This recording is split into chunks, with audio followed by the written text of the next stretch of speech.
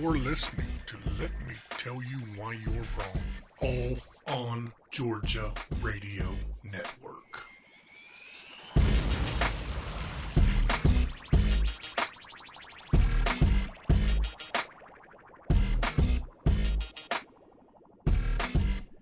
Welcome to episode 110 of the Let Me Tell You Why You're Wrong podcast.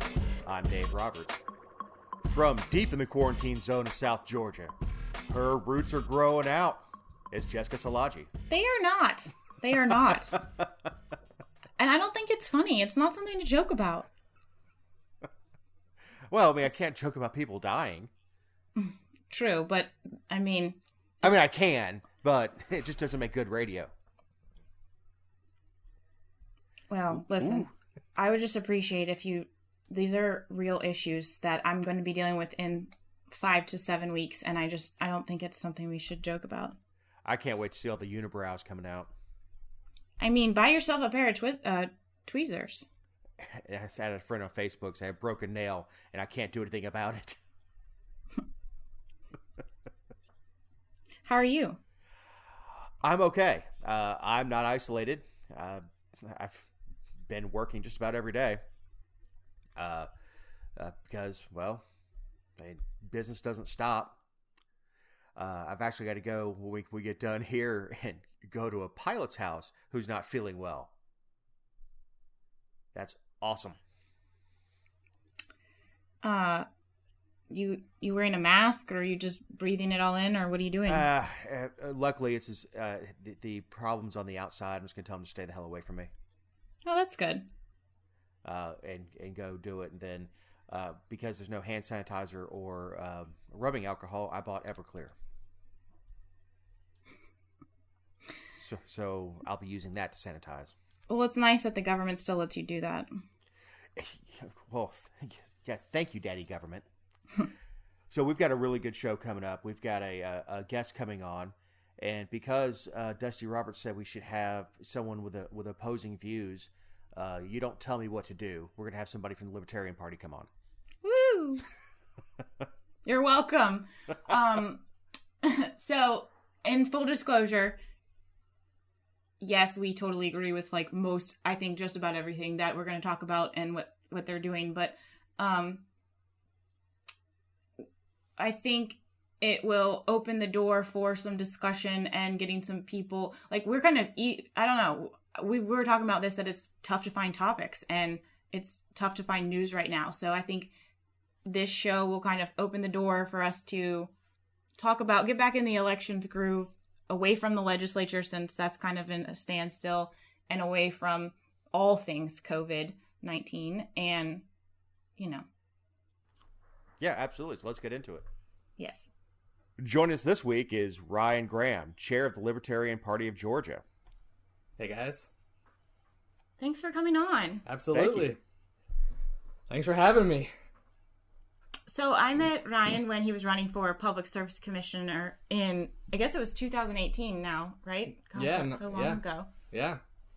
And he was running as a Libertarian, but kind of give us a little bit of background. I mean, you're the chair of the party now, and you do a whole lot, and we're going to talk about some of the activism that you're doing at this very moment, but give us a little background on you and, what you've done in the political realm. Honestly, I wasn't very politically active until about 4 years ago when I showed up to my first LP Georgia convention, and that was 2016 for the presidential year.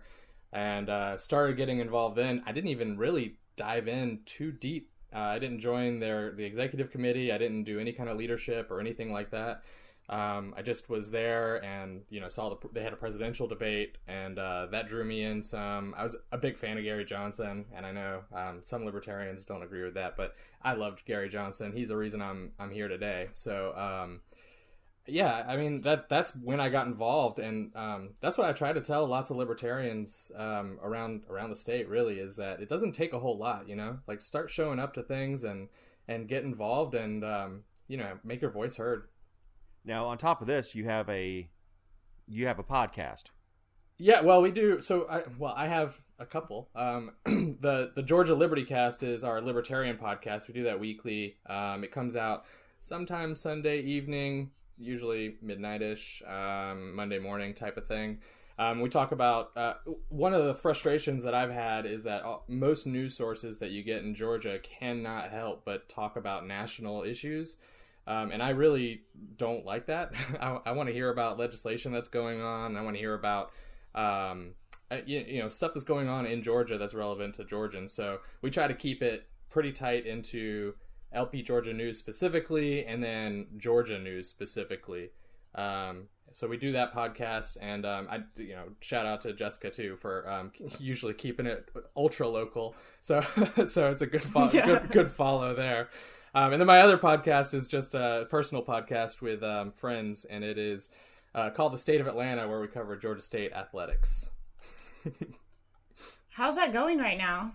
I mean, we're still doing it, but so I mean, full disclosure, it's really just like 2 or 3 guys sitting in a basement drinking for an hour and talking about whatever comes to mind. It's not the worst, but sometimes it gets a little hairy there at the end once we're a few deep. But there's not a ton of stuff to talk about, honestly. We're reduced to talking about like stuff on Twitter. So like March Madness is doing a fan voting thing where, they picked the top 10 or the top 32 events that happen in NCAA history, and like you can go vote. And so we're in it, but we're just talking, about random stuff that's going on. It's pretty terrible. Look, I mean, this is our second week in quarantine, and it's changed how we were in the middle of the legislative session, obviously, just hammering bill after bill, and nobody cares about that. Like, we haven't even done our crossover episode yet, just because people are very much focused on the virus, understandably, but it's changed the news cycle entirely. Yeah, we talked about the crossover day a little bit because it happened, but it just did seem to happen like, I don't know, it just was, there was like crescendo and then nothing happened, It just feels like a big nothing burger, which usually it's not. Yeah, it would be great if that's just how it stayed, but we know that won't happen. So. Yeah. Yeah, and I was saying before the show, I feel sorry for like the sports talk guys who are on the radio every day. Like, yeah. You wake up and you look at the show sheet and it's blank. There's literally nothing going on. Like, sports have been canceled right now. Lithuanian soccer, and I think some country has table tennis. Well, did you see ESPN2 is playing? They're now ESPN8 the Ocho, and they're playing. Yeah, they're playing like dominoes and cornhole competitions that they've just been sitting on.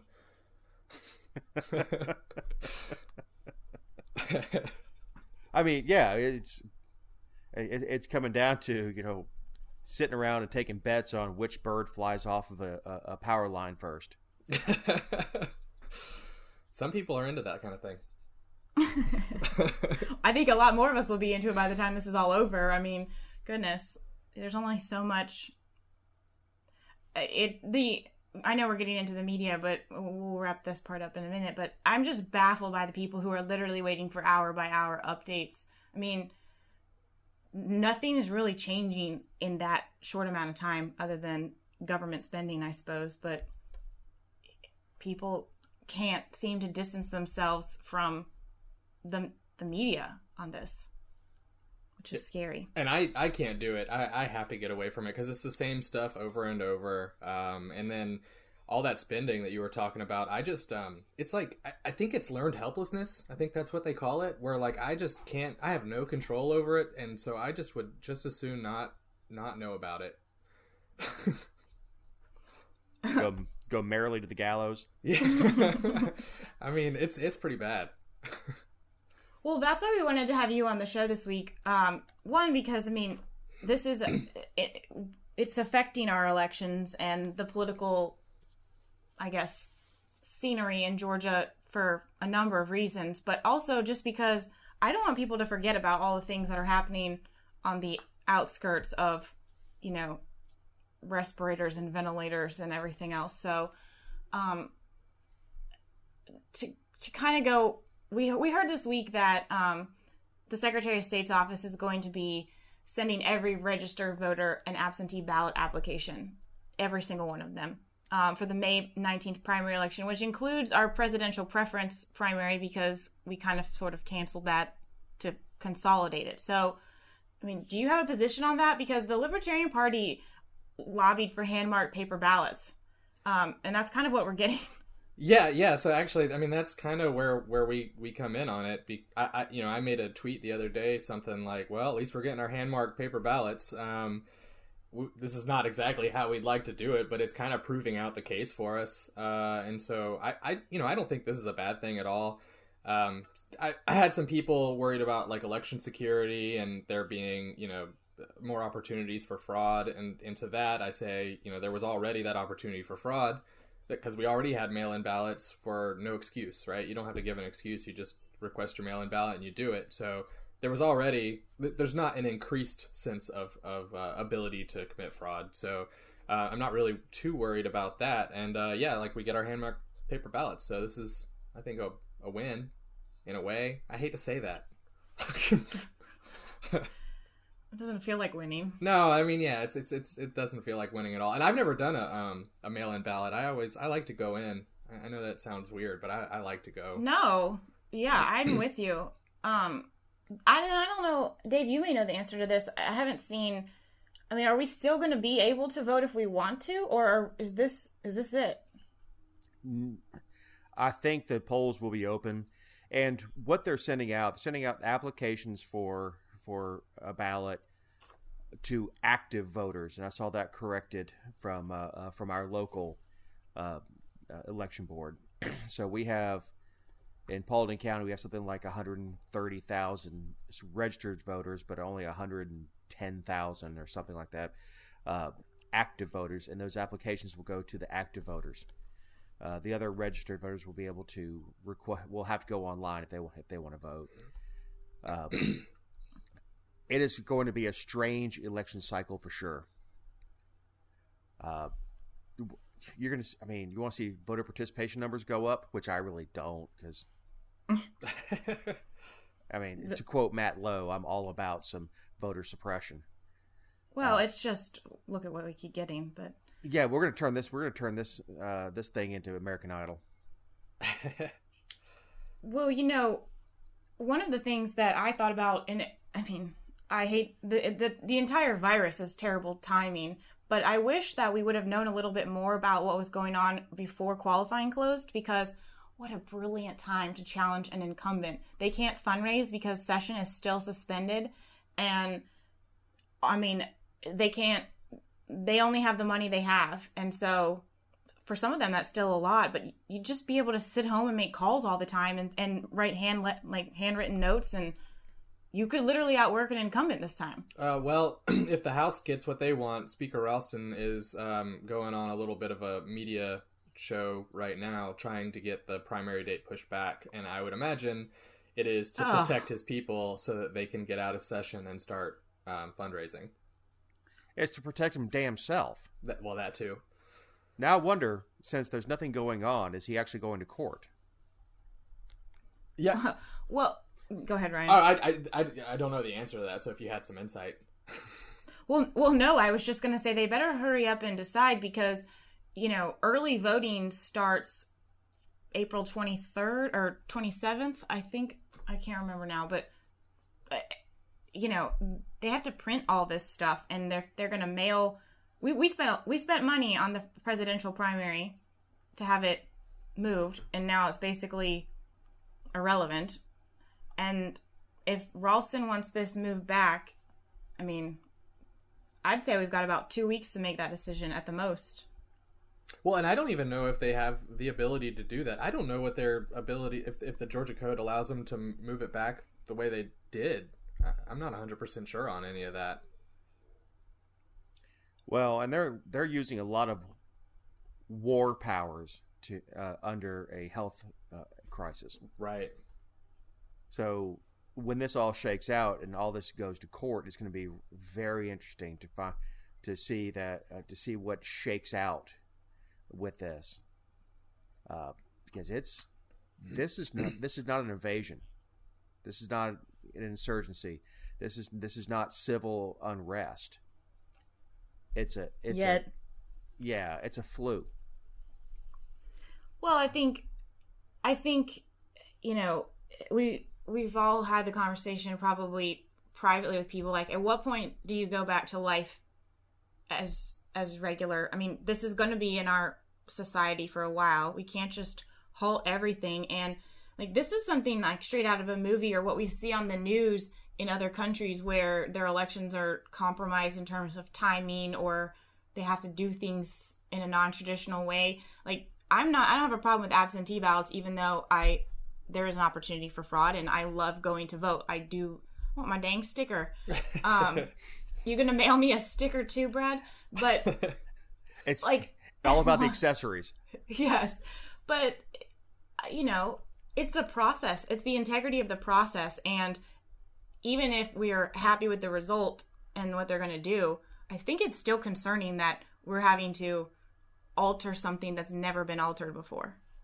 You know? I don't like it.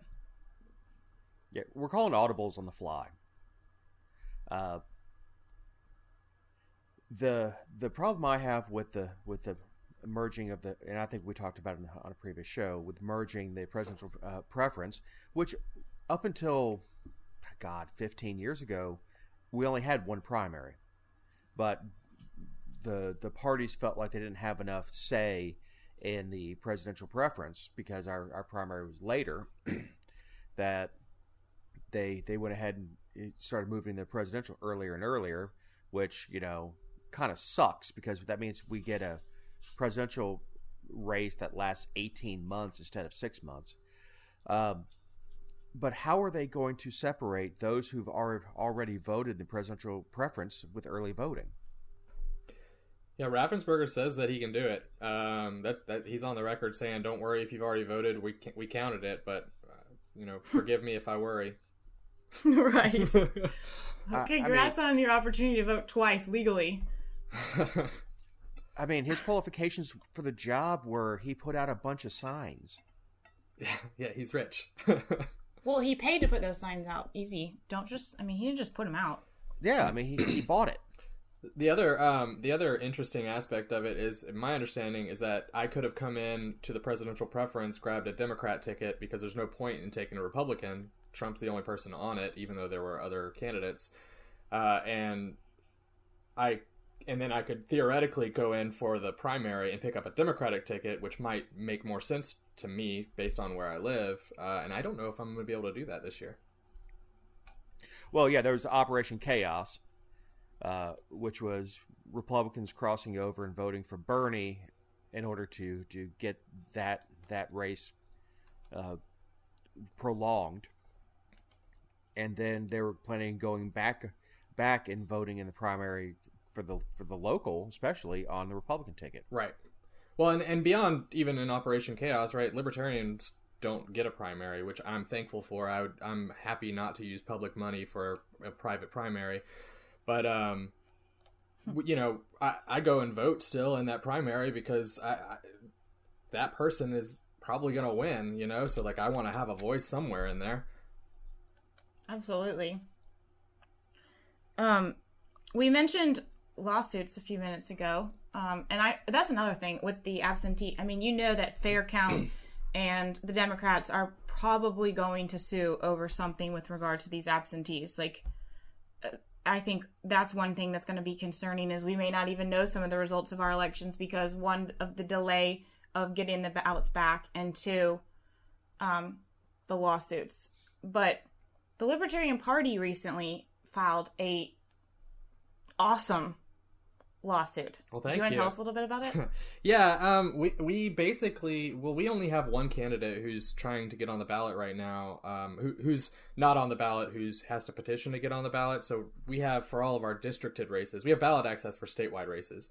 For all of our districted races, we have to petition, and you have to go door to door essentially and get 5% of active voters to sign your petition to get on the ballot. Obviously, right now we have Atlanta is shelter in place. The CDC is saying social distancing. So going door to door canvassing is completely out of the question. And so 2 weeks ago, the Libertarian National Party told us all, don't let your candidates go out there and do this. It's not a good look. Also, they might get sick. They might get sick. They might get others sick. Like, just don't do this. So we decided that we were going to file a lawsuit on behalf of all political body and independent candidates in Georgia, saying that the law needs to get changed. We need to, an injunction for temporary relief to say that while this is going on, while the CDC is saying that you need to practice social distancing, you can't require signatures. So the remedy we're asking for is for them to prorate the number of signatures based on the date that the CDC stops recommending social distancing. And if that date goes to the end of the period where we're allowed to petition, then they'll waive all petitioning requirements. So I asked you before the show, I was like, who came up with this? What an awesome idea. Because I just don't think a lot of people are in the mindset of it. But obviously you guys are living and breathing like, okay, so strategically, how are we going to do this? Like, how are we going to get information out about our candidates? And the only concern I have is, like, do you run the risk at all of getting the requirement waived and then them saying, well, we just did it because there was a global health crisis, not because it was like we're using a current event to fix a problem that should be fixed all the time. Do you understand what I'm saying? I do. I'm Yeah, full disclosure, we have another pending lawsuit right now in the 11th Circuit Court of Appeals to get rid of the requirements altogether. So obviously that is a goal, but this lawsuit is only for 2020. So we've made it as we've scoped it out so that it's only for this particular year. We're not trying to make any changes based on this lawsuit. No permanent changes, at least. We only have one candidate, Martin Cowan, and he's actually at one of the high risk categories. He's in his 60s, so we don't want him out there, risking his life to get on the ballot. But we think he has a lot to say, and so we want him on the ballot. So I mean, I think we'll get accused of that somewhat, but it's a ridiculous claim, I think. So. Did I see right that there are other parties on this lawsuit as well? Yeah, so technically the Libertarian Party of Georgia is not a plaintiff, but Martin Cowan is. And then we also have I forget his first name. Cooper is running for U.S. House for the Green Party. And then the Green Party is actually a plaintiff on this particular lawsuit because they still have to petition to get presidential access, whereas we don't. So we didn't really have standing as a party. And so we put the two candidates on there and the Georgia Green Party. Awesome. What's the timeline? Not sure yet. So we filed it yesterday, and from what I heard, the filing never got processed yesterday. So we're not 100% sure, what the new timelines look like, because our lawyer was telling us that usually they'll get processed pretty quickly. He was waiting for the press release so that we'd actually have, a link to the official copy of the filing. And instead we had to, send out his copy, his draft copy. It's the same thing that got sent out, but I don't know if there's something moving slowly or what, but not sure of the timeline just yet. But is there any type of obligation that this has to be settled before the deadline? Like, is there any type of, does the court have to act, or are they not bound by that? I'm not sure of that either, but we are asking them to go ahead and make a decision, and we're telling them that the decision is to say that when the CDC revokes its recommendation to practice social distancing, it'd be +7, so it'd give our candidates time to kind of ramp up, get some volunteers together and do the work that they need to do, and then they would prorate based on that. So we're asking them to go ahead and make that determination early. And we're really crossing our fingers that the Secretary of State doesn't challenge it, because they don't have to. So that's the other interesting thing. They could say, no, this makes a lot of sense, please courts, just go ahead and do this, and then there's no one to fight it, and so there's no reason not to do it. So that's what we're hoping for. And recently that something similar did happen in Virginia, where they were asking for some relief for petitioning, and the Secretary of State just said, no, that's fine. Because, it puts them in a weird position, too. Even if they don't want it to happen, they have to defend like requiring us to go door to door during a pandemic, and like no one wants that. I can't wait for that headline. Go ahead. Yeah, right. I would love to. Raffensperger encourages door knocking during global pandemic. And part of the problem is there's not a lot of public knowledge that we even have to do this, and there's a lot of people who are, you know, politically involved that are hardcore Republicans and Democrats that think that we shouldn't even be on the ballot in the first place. So one of our concerns is that they'll try to say, well, you know, these guys are frivolous candidates anyway, and that is a word they like to use. And to that, I'd say we wouldn't be frivolous if, you know, the ballot access requirements weren't as high as they are. So. Well, it does force libertarians to run 2 races. Well, we have to do our before we can even start our race, we have a lot of work to do. So. Right. Well, everyone's halfway through the marathon. Literally, you guys are still collecting signatures. Right. Or fundraising specifically for that, where they're fundraising so they can get signs out or media appearances and things like that. So. Right. Yep. It's a mess. Georgia is considered one of the toughest in the nation by Ballot Access News and a couple other people who take a look at it. So for Martin Cowan, if in a regular year, he would require about 24,000 signatures, and the Green Party candidate, who's the plaintiff, would require about 20,000 signatures. And it's a requirement that was put in place in the late 1940s to keep communists off the ballot. It was super... they were very public about it back then, which is just unconstitutional on its face. Sorry. So that's unconstitutional on its face. So that's why we're fighting that part of the lawsuit. No third-party candidate has actually completed that requirement since the late 1940s. So. Wow. Well, it did its job. It kept the communists off the ballot, yeah, and everybody else. Yeah. Well, but it's protected the 2 parties. That's right. Yeah. So that's what people talk about. You know, a lot of libertarians like to talk about. Well, you know, the Republicans were a third party when Lincoln won, and the world was just a different place. The laws that are in place right now to protect the duopoly are, I mean, they are baked in, and it's like a cultural fight almost at this point to get people to even think outside of that false dichotomy. You probably don't want to use Lincoln as an example on this show. Oh yeah, why is that? I hate Lincoln. Thank you. He was a tyrant. He would love COVID-19. He would be capitalizing on all of it. Suspending Habeas Corpus all up in here. Yes, internment camps for everyone.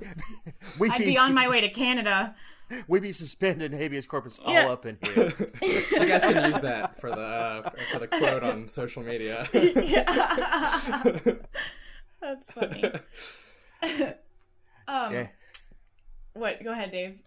No, I was thinking of Lincoln giving the daily COVID update and just jailing reporters for questions.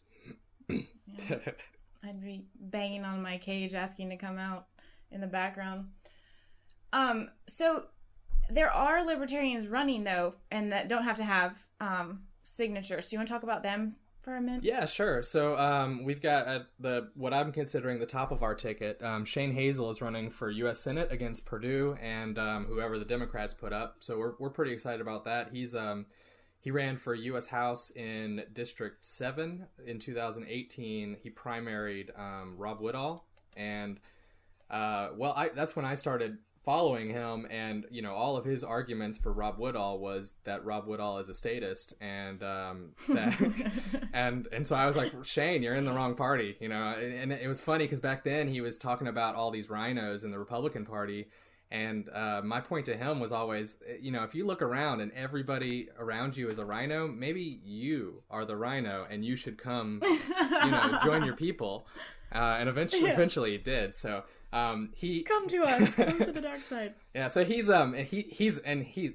quite a personality. So if you haven't heard of him, he's super public. You follow on his Facebook or the Rebellion podcast. The Rebellion podcast, he puts it out. They put it out every week, sometimes more. And it's him and Banks Wise, who is kind of a Republican operative. but also a libertarian. And it's a great podcast. They focus too much on national stuff for my taste, but I still listen to it weekly. They like to rag on Speaker Ralston, so it's always a good listen. They're close with Matt Gertler too, so I mean they're in good company with us. We rag on Ralston as well, but rag on him would be a kind word, but we're all pretty like-minded, I think. But you're right, they have some awesome guests too in terms of the national discussion, I think. Yeah, I like to say if more Republicans were like Matt Gertler, would just be a Republican. So, right. I donate to his campaign and stuff like that. So I'd support Matt Gertler. And for those keeping score, that is now the third podcast that's in competition with us that's been mentioned on the show. Oh yeah, good for him. Oh, so you guys want me to keep going down the list? We got more candidates. Yes, yeah. So please. Brian Slawinski is running for Senate, the open Senate seat, the special election brouhaha. Jungle primary. Yeah, the brouhaha. I mean, it's insane, right? I think there's up to 21 candidates filed for that. So the interesting thing about that one was there are no ballot access requirements for special elections in Georgia. They're considered nonpartisan, even though everybody knows that they are.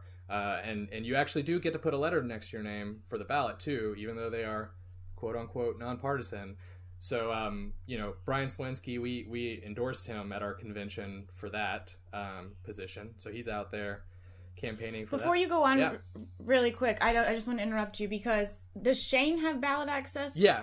So all of our statewide candidates, as long as we get I think it's 1% of the vote of active registered voters. So it's not turnout; it's 1% of active registered voters. As long as we get that many votes for any statewide election, we maintain statewide ballot access. I didn't know if that applied to the Senate because in 2018 there were no Senate races, and you guys focused so heavily on, like you said, that's why, I mean, we've had the conversation, that's why Libertarians run for Public Service Commissioner, because it's kind of low-hanging fruit for that requirement. Yeah. But you guys did better in 2018 in a lot of races. I was pretty sad about mine. I thought I was going to get like 6% of the vote. I only ended up getting like 2% of the vote. But yeah, so I was a little sad about that, but I still did better than the other Libertarians. Public Service Commission is one of those tough ones for a Libertarian to run for because it just should not exist. So, right. Yeah. So national Libertarians are always bugging you, like, well, what are you running for this? What are you, a statist or something? And I'm like, no, but you got to do it. I mean. Right. Someone has to take this. I like to throw out. There's a John Adams quote, and I'm going to butcher it because I don't have it in front of me. But it's basically he's right. He writes a letter to his son that says, if honest men don't do the public work, others will. If good men don't, others will. So it's essentially saying, like, you got to step up. You can't just leave it to the people who are there. So. Well, it's easier to break from the inside. Yeah, exactly. And you can make decisions that make a lot of sense. Like this is the structure within which our society has agreed we live on. I know that you can't speak for everybody on that, but like this, they have the men with guns, no matter what, right? So you kind of just gotta figure it out somehow, some way to work the system, because the system's gonna work you if you don't. So speaking of PSC, we have two candidates there, Elizabeth Melton and Nathan Wilson. So those are districted, but they'll be on everybody's ballot. So anybody who's listening can vote for both of them, or either of them, whichever one you like. But that's District 4 and 1, so it's South Georgia and like Northeast Georgia.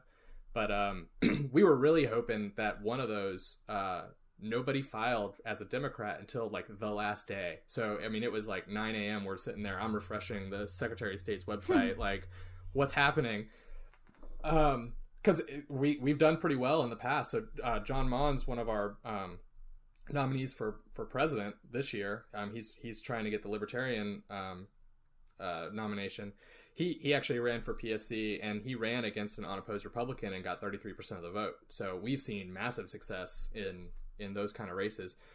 It turns out John Noel, who also ran in 2018, I guess he moved, is running in that race. Congrats on your new residency. Yeah. So he's a nice enough guy, but talk about gaming the system and not doing, not behaving in a way that it was intended. How very John Barrow of him. John Barrow moved in 3 different congressional districts they kept redrawing the lines. He moved from Athens to Savannah to Augusta, and finally Rick Allen beat him, which isn't neither here nor there because it's Republican versus Democrat, but he moved 3 times. Well, you talk about some self-defense, though. I mean, I sort of don't even mind that he did that. He like literally got moved by Republicans. Oh, sure. And what's funny is that he kept winning through it. Like they literally could not draw him out or draw him somewhere where he wouldn't move and then beat them anyway. So it's kind of funny. But that's it actually really frustrated me about the 2018 race. And I don't mean to get too off topic here, but we caused a runoff for that. Smythe Duval ran for Secretary of State and pulled enough of the vote there was a runoff for Secretary of State. And right at that time, it was Abrams was the big topic, and because that wasn't the runoff fell off because I caused a runoff as well. And I would have liked to have seen Barrow win that, if I'm being honest. So, and what ended up happening was Raffensperger and Barrow were doing the runoff, and there was a debate scheduled. And at the same exact time as the debate was scheduled, Abrams scheduled a press conference to announce her new organization, her new voter organization. And so she fought it, and Raffensperger didn't even show up to the debate. So he was on the stage. So Barrow was on stage by himself, getting primetime spot to speak to people, and she's competing with him. And then she comes out a few months later and says something about, well, we need to support our Secretary of State candidates. I'm like, well, what were you doing? The voter turnout for runoffs is abysmally low. If she would have engaged and got the get out the vote that she was able to get for her own race, Barrow would be our Secretary of State, and Lindy Miller would probably be a PSC candidate, or our PSC District 3. Half the people voting for Raffensperger thought they were voting for Cliff from Cheers. I'd vote for that guy. Yeah, I mean, at least that would be entertaining. No, Raffensperger, when I was working on a campaign, I heard, signs don't win votes. Well, yeah, they do, because nobody knew who this guy was, and 6 months before the primary, just Raffensperger signs exploded everywhere. And he was buying the locations. It's sort of what Green is doing up here. She is Marjorie Green is buying prime sign locations. Man, I am so done with her spamming the GA Paul hashtag with pictures of her signs on Twitter. I'm like past it. I just want to mute her. She came on. She's really outdone herself. That woman is something else. I mean, the way that she does social media outside of the Twitter hashtags and stuff is very Trump-esque, I guess you could say. Like her weightlifting videos and things like that. I haven't seen that, thank goodness. Oh, she's like doing weightlifting videos and then, ties it into political stuff. So naturally people are drawn to look at that as opposed to looking at a sign or something that is overtly political. And it resonates, but there's no substance. No, there really isn't. I've met her. I met her husband. I actually like her husband a lot. Her core supporter is the lowest common denominator. I'm gonna get in such trouble for this. A dude was standing there with a flag. Right, he's got a flag on a stick. He says, "I'm the flag man. I went to go vote. They told me I couldn't take my flag into the polls because it could be used as a weapon. He can tell a combat Marine he can't carry a flag in to vote." I'm like, oh God, this is where we are. This is we started off with common sense and long letters and explanations of why we stand politically, and we end up with this. I mean, I think coronavirus may actually be the controlled burn that our DNA stream needs. Just go ahead and take out some of the underbrush. Well, I think you would be right if they'd let it. So these opinions are the person who's saying them opinion, and not those of All on Georgia or anyone who's not on this podcast right now. Well, and I don't mean by like when I say that I can't speak for Dave. When I say that, I don't mean I don't necessarily mean anybody like losing their life, but I've thought about this in terms of like the businesses that are struggling right now and things like that. Like it could be a good fresh start for a lot of people and a lot of these entities, but instead they're being braced up artificially, and I don't know if it's a good idea. So it's not, but we'll talk about that right before did we get through all the candidates? There's one more candidate in Martin Cowan. He's not on the ballot yet because he has to petition, but again, he's a plaintiff on the lawsuit. And he is also a plaintiff on our other lawsuit for U.S. House that's in the appeals court right now, and he is in U.S. House District 13. So he's opposing David Scott, and apparently there's a ton of people in that race. So I saw there were some Republicans too that announced, and it just kind of surprised me. Yeah, he's getting challenged in the primary, and I think there's a couple of Republicans, and so Martin was, really surprised because David Scott generally doesn't have opposition. So he's kind of like our forgotten congressman. I mean, no one really talks about him. He doesn't talk about things tipping over. He's not a civil rights activist with decades of a political career behind him. He's just kind of skated by without having a whole lot of publicity, which is interesting. I've heard some behind-the-scenes Democrat talk by no one in particular that he's a little too conservative for their tastes. But for crying out loud. I think he is like more old school Democrat, and he does have some conservative chops in him, and does let it show every now and again. Wow. Well, I'm sure they'll clean that right up. We wouldn't want to have any, non-socialist leaning. Well, these days conservative means socialist leaning too, so I don't know what you want. Well, yeah. You know what's funny? The other day, someone was telling me that actually it's really interesting because a lawmaker told me this, and then a lobbyist who runs, in my opinion, is too close with lawmakers, told me this as well. Right around crossover day, that like people were complaining about how Democrats never separate from the Republicans because there are some, like Gertler and Ken Pullen and Colton Moore and people like that who would vote against something, and if the Democrats would go with them, they could kill some bills, but the Democrats don't. And their argument is that they don't really care what's happening. It's a win when they expand the size of government. Oh, you have that on record? Not on record. No, I wish. If I had that on audio, that thing would be playing on loop every morning. I'd be like, "Good morning, America. Remember," and I would play the audio. But that's what they believe, and that's from like two different sources who don't run in the same circles, and quoted different people saying that. But that is like the Democrat caucus in Georgia. What they believe that's why they will go with Ralston as often as they will, because unless it's one of their key issues like abortion or guns or something, any expansion of government is a good thing. Well, you did the research on this, right? It's like 90% of the time they vote together. Yeah, that would be a good number. I think it's higher than that.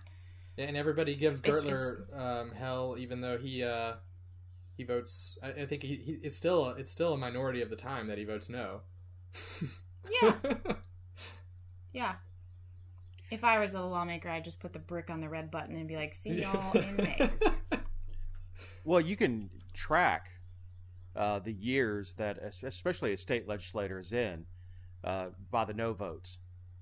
Year one versus you, and we, the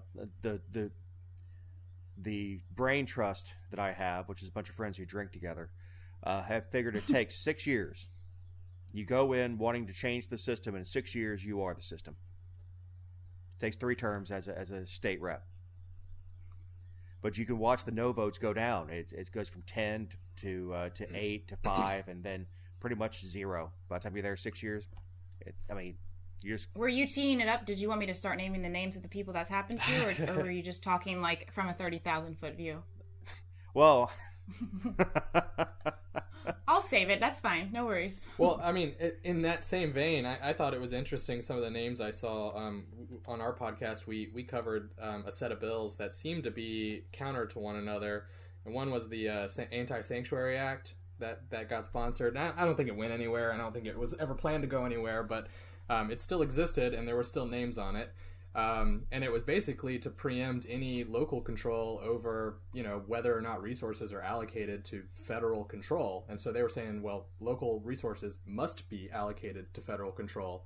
And these are Republicans who are saying it. And these are what some people tout as the libertarian-oriented or more liberty-minded Republicans who are saying that. And the same names are showing up on the Anti-Red Flag Act, which were saying that localities can preempt the federal government when it comes to guns. So I'm like, well, do you have the principle or do you not have the principle? Yes.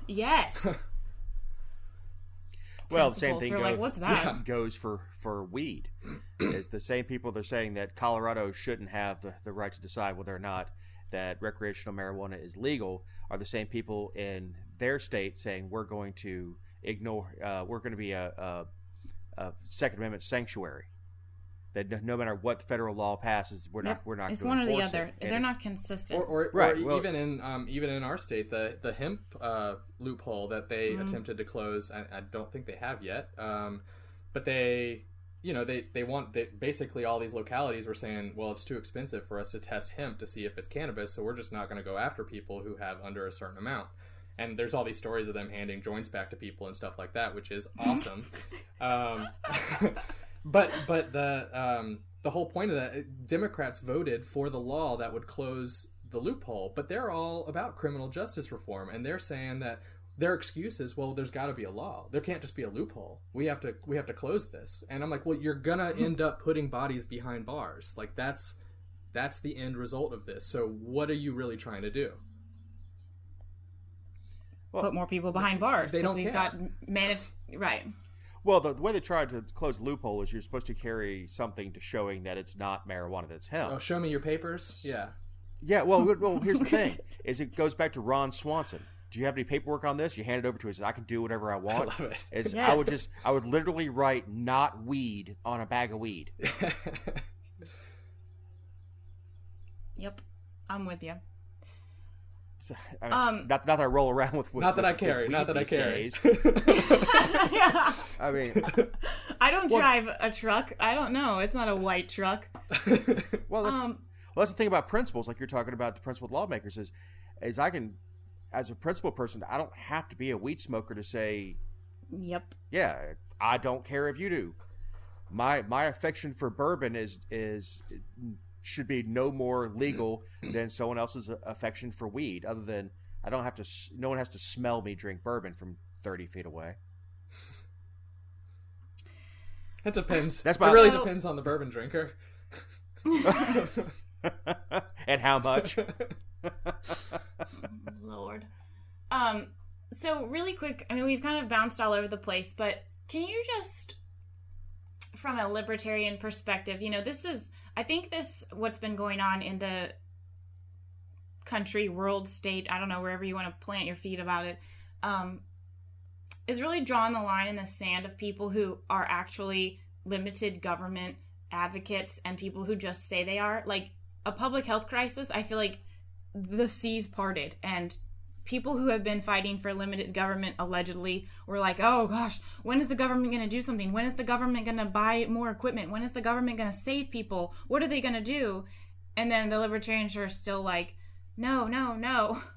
So could you just, I mean, what is your position on all of this? Like, where do we draw the line of the government's role? Because all I'm seeing is headlines about curfew and shuttering businesses and having the FDA order private businesses to destroy testing kits and all of these things that in any other circumstance would have people livid. Yeah, I mean, the first response is that I don't think that, you know, everybody's looking for help from the government, but I think the government is what has caused the issue, right? So like you were talking about testing, and they were limiting the testing kits, and I joked at the beginning of the call, it might have been before the call, I'm not 100% sure, that I'm low risk, and so I can't go get tested. I have a cough right now. I've been sick for 2 weeks, and I shouldn't even go in because I want to limit my contact with people, and I know they're going to turn me away anyway because there's a limit on the number of tests. So why is there a limit on tests? FDA put up regulations that said you can't test people,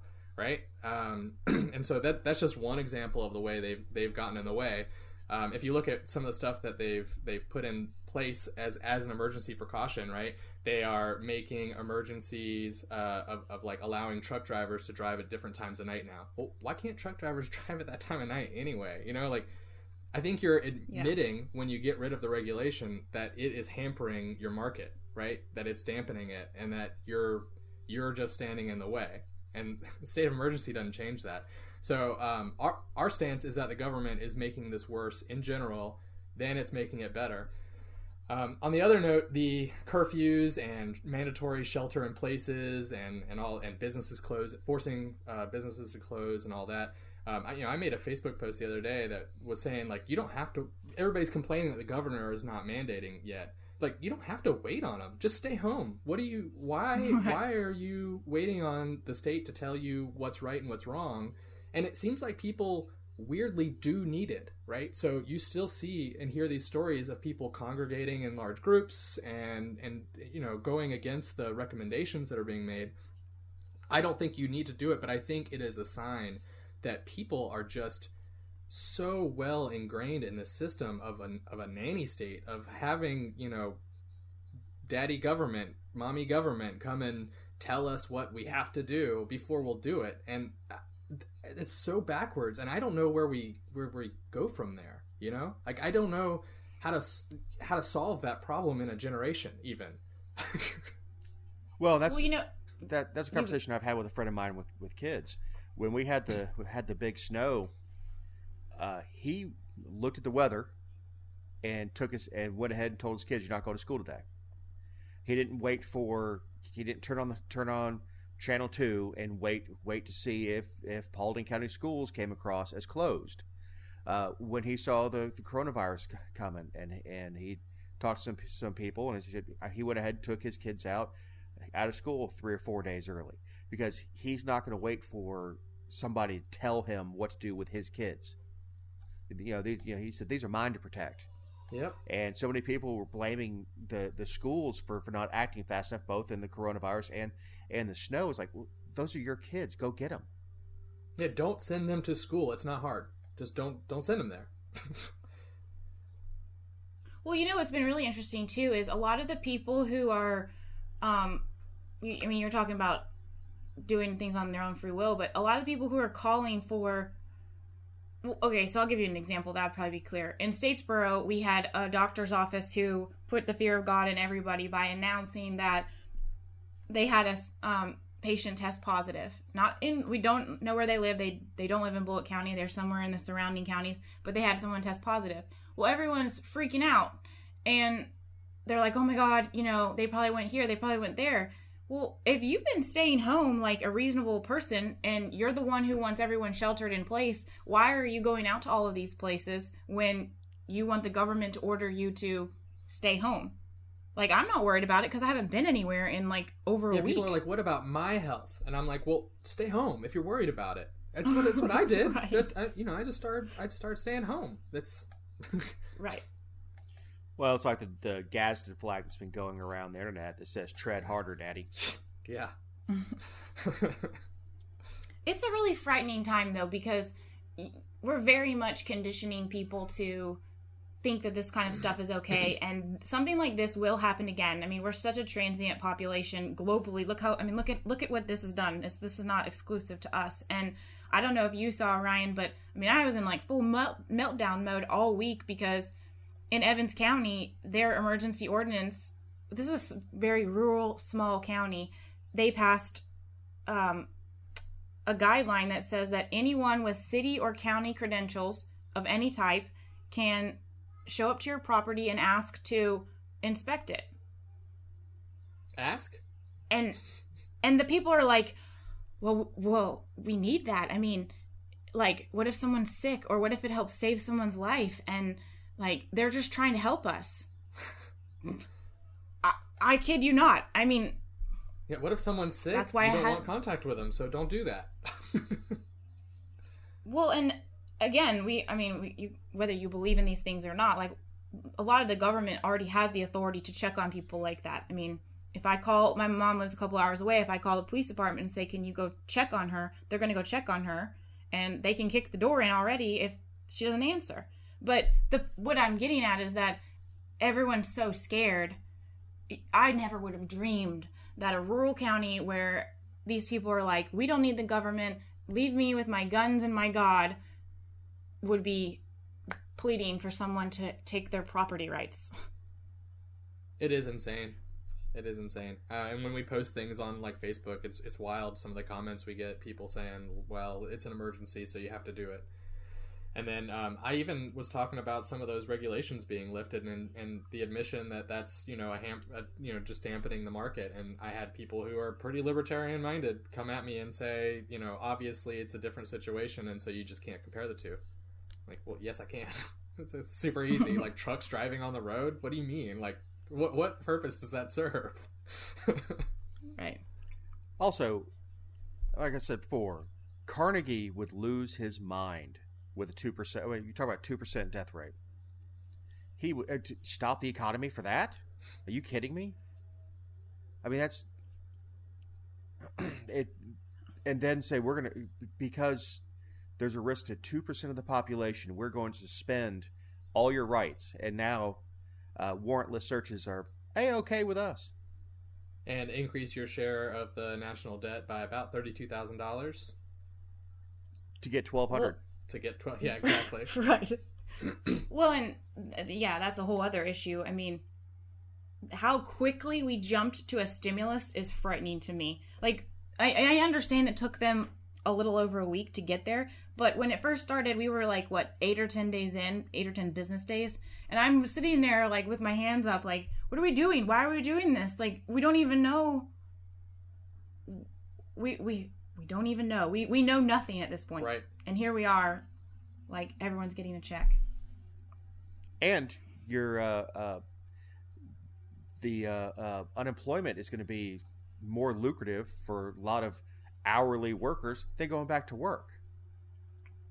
Yeah, they're bumping up the percentage. Isn't it always that way? They're bumping up the percentage. So the unemployment benefits will be more.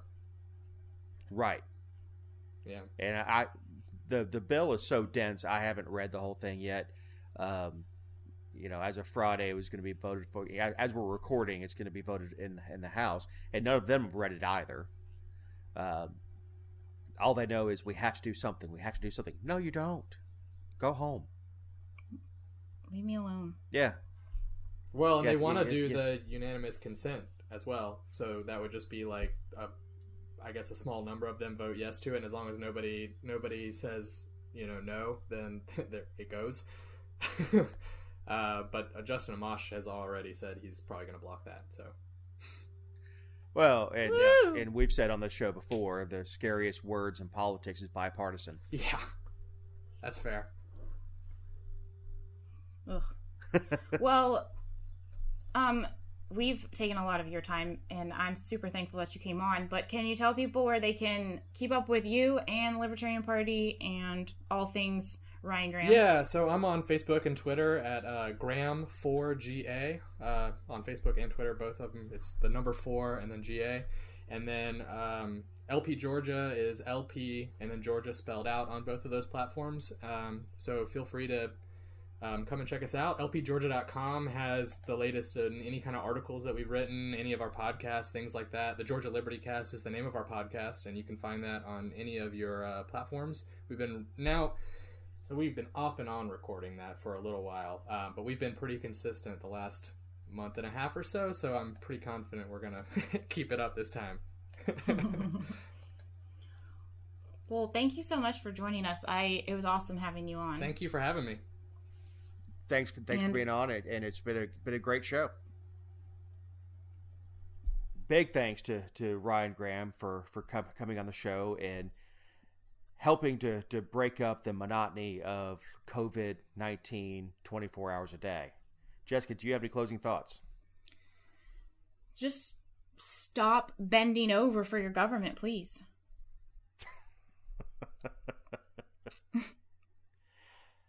You laugh, but I mean, no, it's please not, stop. I'm not laughing at the situation. I'm laughing at the phraseology. I don't even know anymore. I mean, it has been geriatrics on parade. I was at Publix the other day, and there's a woman who is no less than 85 years old standing at tomatoes. I'm trying to stay 6 feet away from her for her protection. And I just kept thinking, you old bat. They have hours specifically for you people, so you're not around people like me that could have it and not know it. So you don't need the government to tell you. I mean, private businesses have already done a really good job of trying to distance people, of offering special hours. Let the market work. Damn it. So, for Jessica Szilagyi, for our guest, and for our editor, Eric, I'm Dave Roberts. Have a great week.